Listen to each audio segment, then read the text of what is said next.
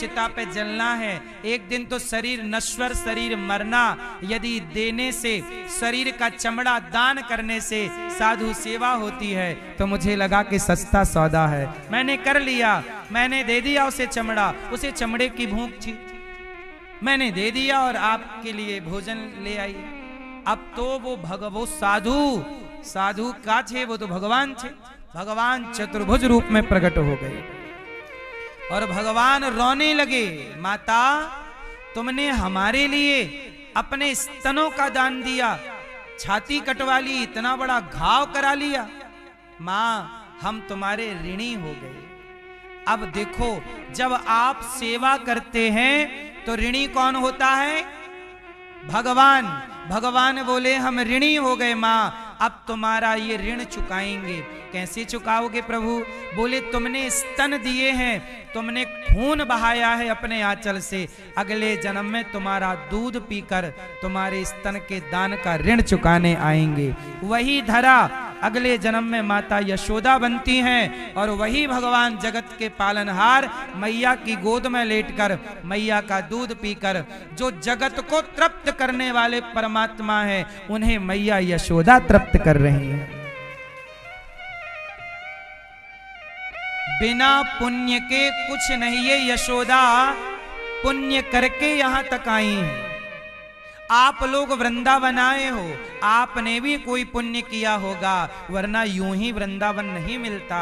बिहारी जी की महफिल को बिहारी जी सजाते हैं और वृंदावन वही आते हैं जिन्हें बिहारी जी बुलाते हैं। क्या बिना बुलाए आप आ गए? क्या बिना कृपा के ये दास अनिरुद्ध आपको कुछ सुना रहा है? नहीं मेरी माँ, यदि ये दास कुछ बोल रहा है तो ये मेरी वाणी नहीं, मेरी क्या ताकत के मैं कुछ बोलूं। मैं कुछ नहीं कहता, जो कहते हैं भगवान ही कहते हैं, इसलिए मैं तो शून्य हूं। भगवान की मर्जी से सब कार्य, आज गौरी गोपाल में जितनी सेवाएं चल रही हैं, क्या ये मेरी मर्जी है? नहीं, ये वृंदावन भगवान का धाम है। भगवान को यही करना था कि मेरे धाम में कोई भूखा ना रहे, इसलिए भगवान ने ही ये गौरी गोपाल रसोई चालू कराई है, भगवान ने ही ये कार्य कराया है। उनके धाम में उनकी मर्जी के बिना थोड़ी पत्ता हिलता है। यहां कोई कुछ काम कर सकता है क्या? इसलिए हम तो उनके दास हैं। मैं करता हूं, यदि मैं ये कहूं तो इससे बड़ा अज्ञान क्या होगा, इससे बड़ी मूर्खता क्या होगी। इसलिए मेरी माँ माता धरा ने सेवा के बल पर कृष्ण को पुत्र के रूप में पा लिया। हम भी भगवान को पाना चाहते हैं, लेकिन ऐसा नहीं कि भगवान आए दर्शन दिए गए, नहीं। जैसे संबंध माँ यशोदा ने रखा सदा के लिए, ऐसे आप भी भगवान से कोई एक संबंध रखिएगा सदा के लिए। सदा के लिए अपने आप को समर्पित कर दीजिएगा भगवान के श्री चरणों में। यही यशोदा आज लाला को दूध पिला रही हैं। तभी चूल्हे पे चढ़ा दूध उफनने लगा तो भगवान कृष्ण को मैया नीचे उतार के चूल्हे का दूध उतारने गई। भगवान बोले, अच्छा मुझे छोड़कर मैया चूल्हे के दूध से प्यार करती है जो चूल्हे पे पक रहा है। अच्छा, चूल्हे का दूध उफनने लगा, क्यों फनने लगा? वो दूध भी कृष्ण के पेट में जाना चाहता था, कृष्ण के अधरों से लगना चाहता था, लेकिन जब दूध को ये नसीब नहीं हुआ क्योंकि मैया ने अपना पिला दिया, तो दूध बोला अब जी के क्या करेंगे, इसलिए बेचारा आग में कूद के मर रहा है। दूध क्या करता? कृष्ण के बिना आया काम नहीं तो आत्महत्या का क्या करें? तो इसलिए चूल्हे का दूध उफनने लगा। मैया दौड़ी दौड़ी गई, भगवान को उतार के भगवान बोले, लो अभी कह रही थी पूत बड़ो प्यारो है, दूध कछू नाए, अब दूध उतारवे की ताई पूत छोड़ के चल पड़ी। भगवान ने डंडा उठायो, सारी मटकी तोड़ दी कि मैया को मन मटकी में ज्यादा है, मैया को मन दूध दही में ज्यादा है। सारी मटकी भगवान ने तोड़ दी, और जब भगवान की मटकी भगवान ने तोड़ी तो मैया बाहर आई, तो मैया ने देखा कि पूरे आंगन में दूध दही दूध दही। लाला का क्यों तैने? अब भगवान डरन के मारे भाग गए, एक अंधकार भरा कमरा था वहां छिप गए। अब मैया लगी ढूंढने, पर मणि पहने भगवान प्रकाश हुए, मैया ने पहचान लिया। तो जब गए मैया दौड़ी तो आगे आगे कन्हैया, पीछे पीछे मैया। जरा आप सोचो कि जो भगवान 2 पग में सृष्टि को नापते हो, तीसरा पग तो बलि के मस्तक पे रखा, सब तो 2 ही पग में नापा। जो वामन भगवान, जो परमात्मा 2 पग में दुनिया नापता हो, वो भागेगा तो कोई पकड़ सकता है? पर धन्य है मैया कि मैया पकड़ना चाहती है। और जब मैया की पकड़ में प्रभु नहीं आए तो मैया ने जिद कर ली कि बिना पकड़े रुकूंगी नहीं। आप और हम भगवान को कभी नहीं पकड़ सकते, पर पकड़ूंगा ये जिद करके यदि आप दौड़ेंगे, भक्त को जिद्दी होना पड़ेगा। क्या होना पड़ेगा? मैया बोली मर जाऊंगी पर लाल आज पकड़ के रहूंगी। भगवान बोले अब तो पकड़ में आना ही पड़ेगा। तब भगवान ने कृपा की और कृपा करके पकड़ में आ गए। भक्त को कैसा होना पड़ेगा? जैसे केवट कैसे हैं? जिद्दी हैं। केवट कहते हैं कि प्रभु पांव धुलवाओ फिर नाव पे चढ़ाऊंगा, वरना आगे से कमर तक पानी है, आप वहां से जा सकते हैं। राम राम जा।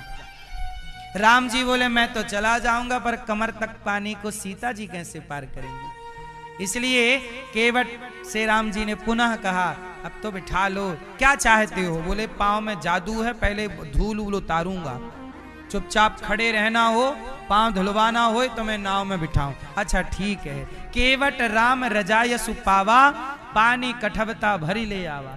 ले आया और धुल रहा है, पांव घिस रहा है और हिला रहा है पांव। राम जी बोले गिराओगे क्या? केवट बोला प्रभु आप अपना हाथ मेरे सिर पे क्यों नहीं रख लेते, हमें पकड़ के खड़े हो जाओ। क्या चतुर है केवट, जबरदस्ती हाथ सिर पे रखवा रहा है। और केवट के सिर पे जब राम हाथ रखे तो राम जी रो पड़े। केवट बोला प्रभु क्यों रोए? राम जी बोले मुझे ये लगता था कि मैंने ही भक्तों को थामा है, आज पता चला कि भक्तों ने हमें भी थाम रखा है। राम को गिरने से केवट ने बचा लिया। चरण धोया, चरणामृत लिया, पत्नी को बुलाया, भाग्यवान तू आ और तू अपनी नई आंखों से देख। राम जी बोले पत्नी की आंखें नहीं है? बोले महाराज 10 साल छोटी है मेरे से, इसलिए वो चेक कर कहीं धूल वूल तो नहीं रह गई, वरना नाव यदि पत्नी बन गई, स्त्री बन गई तो घरवाली लड़ेगी कि एक थी दूसरी कहां से आई। इसलिए क्लियर कर लो पहले। धुलवाया केवट ने, चरणामृत लिया, पितरों को पार लगाया, अब नाव में बिठाया और नाव में बिठा के नाव डुला रहा है, भंवर में ले जाके घुमा रहा। राम जी बोले क्या हुआ? केवट बोला राम जी नाव फंस गई। कहां फंस गई? भंवर में, डूब जाएगी। राम जी बोले तैरना नहीं आता हमें। तो केवट बोला फिर एक काम करो, मेरा हाथ पकड़ो। केवट आप क्यों नहीं पकड़ते राम का हाथ?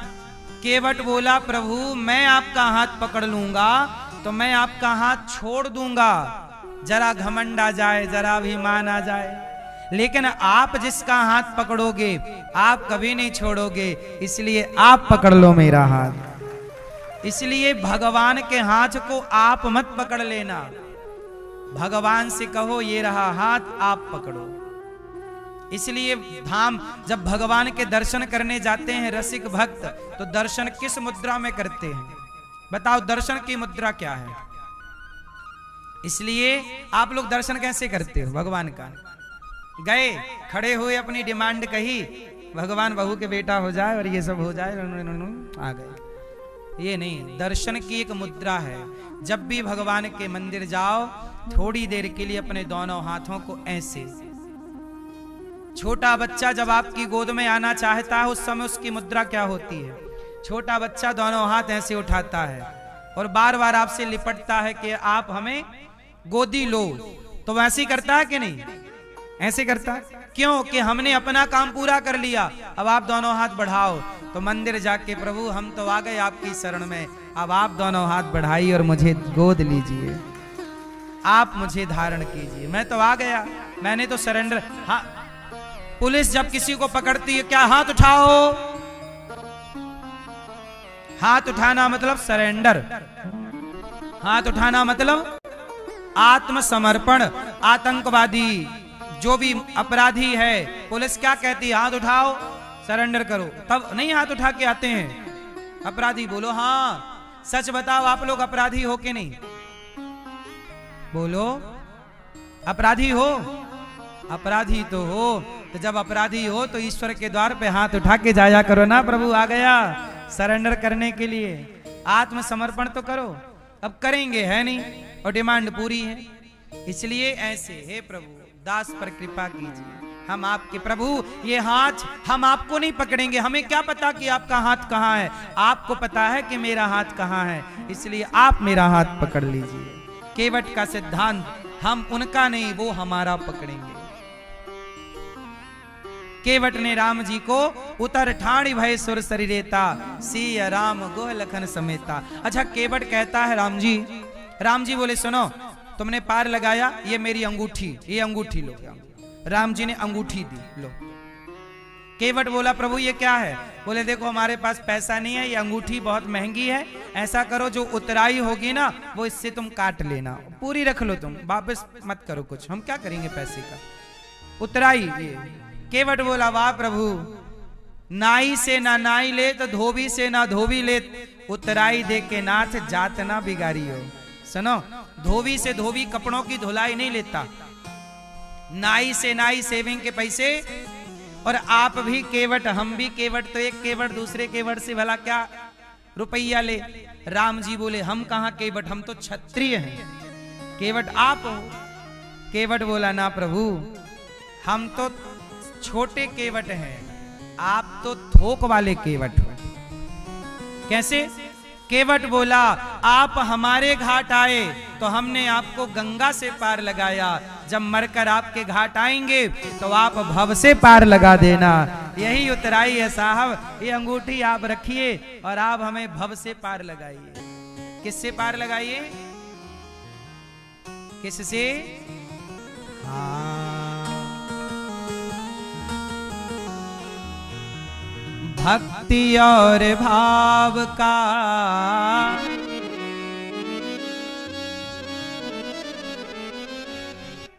केवट कह रहा है, भक्ति और भाव का, भक्ति और भाव का मजा लीजिए। केवट बोला राम अपने चरणों को धुला लीजिए, राम अपने चरणों को धुला लीजिए।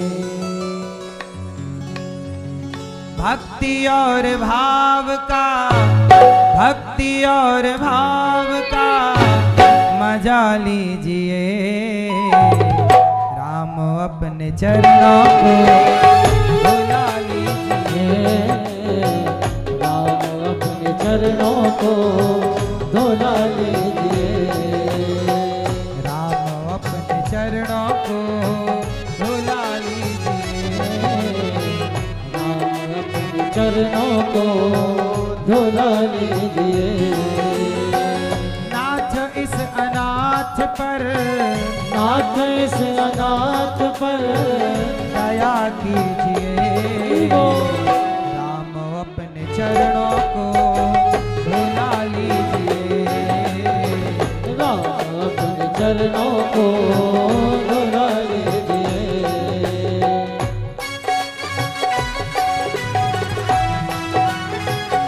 जय हो।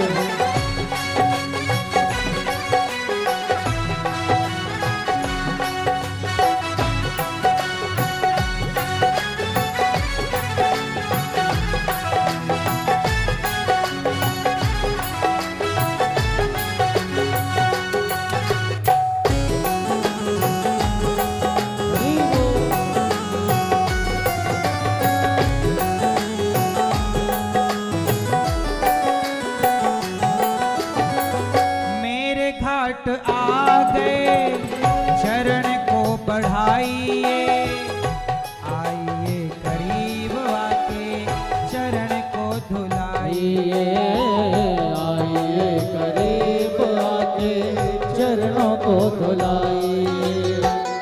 केवट बोला, मेरे घाट आ गए, चरण को बढ़ाइए, आइए करीब आके चरण को धुलाइए, आइए करीब आके चरणों को धुलाइए। हाथ मेरे माथ पर, हाथ मेरे माथ पर, हाथ मेरे माथ पर, हाथ मेरे माथ पर रख दीजिए, हरि बोल। आप अपने चरणों को धुला लीजिए, नाथ अपने चरणों को धुला लीजिए।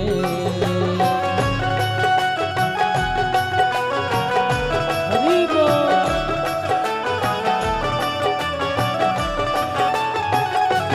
हरि।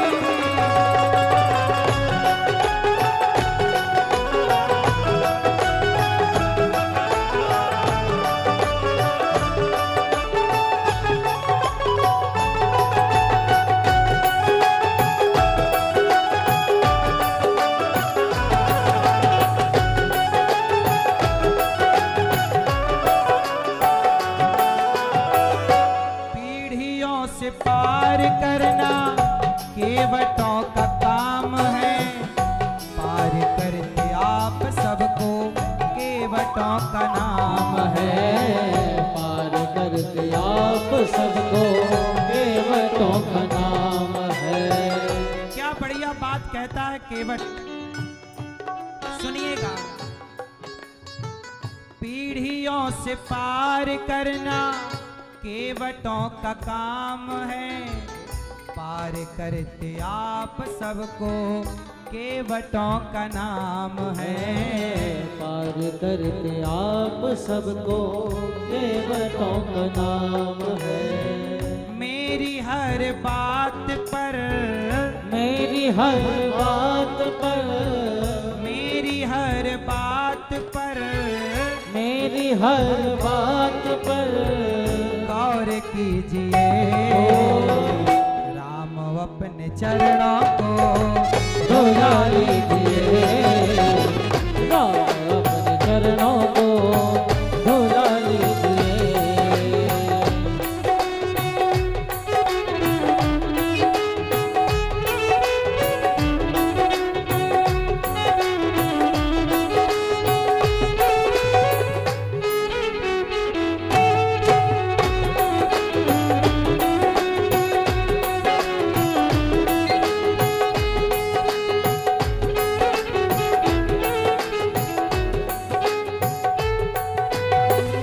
चरण को धुला करके नाव में बिठाया, नाव में बिठा करके पार पहुंचाया,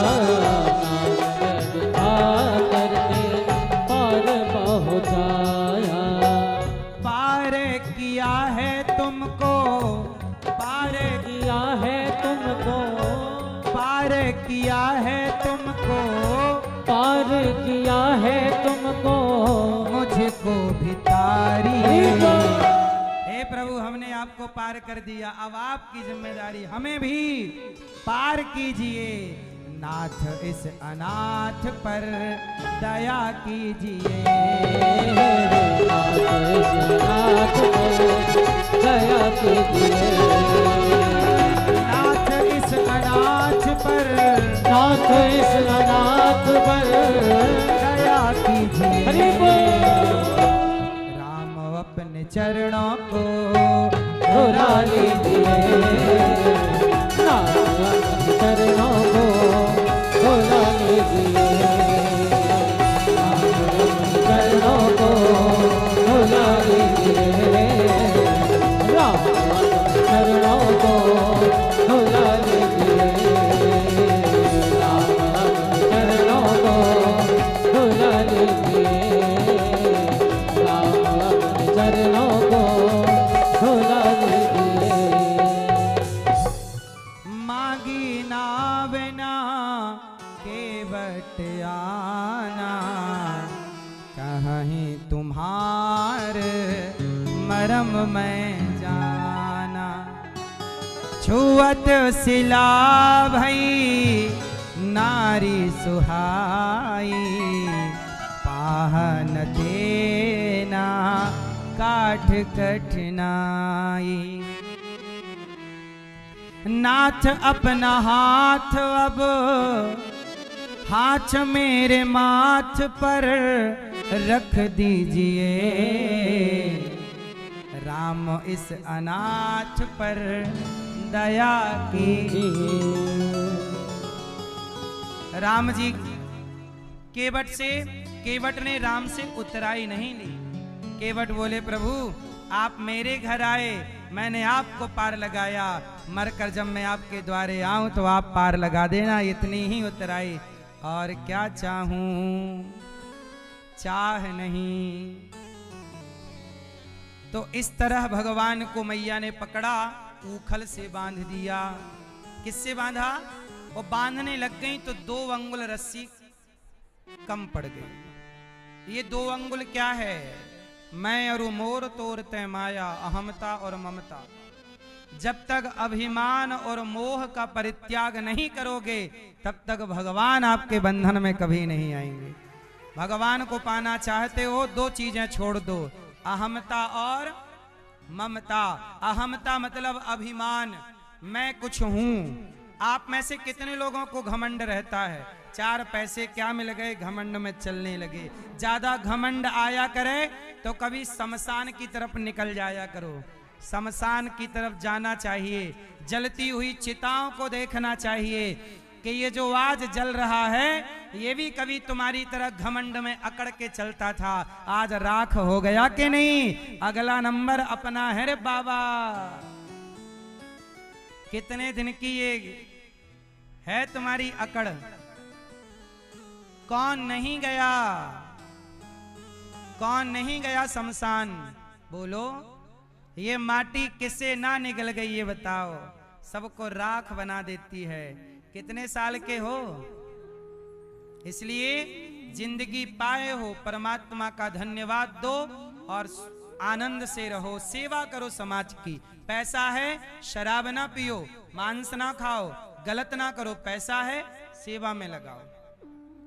पद प्रतिष्ठा है उसका मिसयूज नहीं, सदुपयोग करो। कितने चले गए, हाँ राज राजे रहे, ना बुरानी रही, ना बुढ़ापा रहा, ना जवानी रही। ना जवानी ना बुढ़ापा, क्या बचा? आप कभी शमशान जाते हो? कभी पार्टी करने शमशान जाया करो। आओ चलो आज घूम फिर के आते हैं। देखो जरा चिता को जलते। आप लोग चिता देखते हो कि नहीं? आप लोग चिता विता नहीं देखते। मैया जाया करो। एक दिन मैं शमशान चला गया, यही वृंदावन का शमशान मोक्ष धाम। एक दिन मैं घूमता फिरता चला गया, परिक्रमा लगा रहा था, चलो आज शमशान घूम के आता हूं। तो मैं शमशान चला गया और वहां गया तो मुझे एक अच्छी बात मिल गई। गुरुजी वहां लिखा था शमशान में, सुनो क्या लिखा था। मुझे बहुत पहली पुरानी बात है ये, लेकिन आज तक याद है। शमशान में लिखा था कि वक्त के पास इतना वक्त नहीं है, अर्थात समय के पास इतना समय नहीं है कि समय आपको फिर से समय दे सके। समय के पास इतना समय कि समय आपको फिर से समय मिलेगा, इसकी गारंटी नहीं है। जो समय वर्तमान में है इसी का सदुपयोग करना होगा हम सबको, क्योंकि हर क्षण समय खिसक रहा है। आज का सूर्यास्त होते ही अनिरुद्धाचार्य एक दिन और कम हो गया। बोलो हाँ, हमारे जीवन का एक दिन मर गया, मृत्यु हो गई। बोलो हाँ, समय मर गया, आज का समय गया, अब कल का समय। जो बचा है उसे जियो, उसका सदुपयोग करो। जो गया सो जाने दो, छोड़ो कल की बातें। आज है बेहतर जियो। इसलिए कहता हूं, हाँ भला की जय भला होगा, बुरा की जय बुरा होगा। भला की जय भला हो।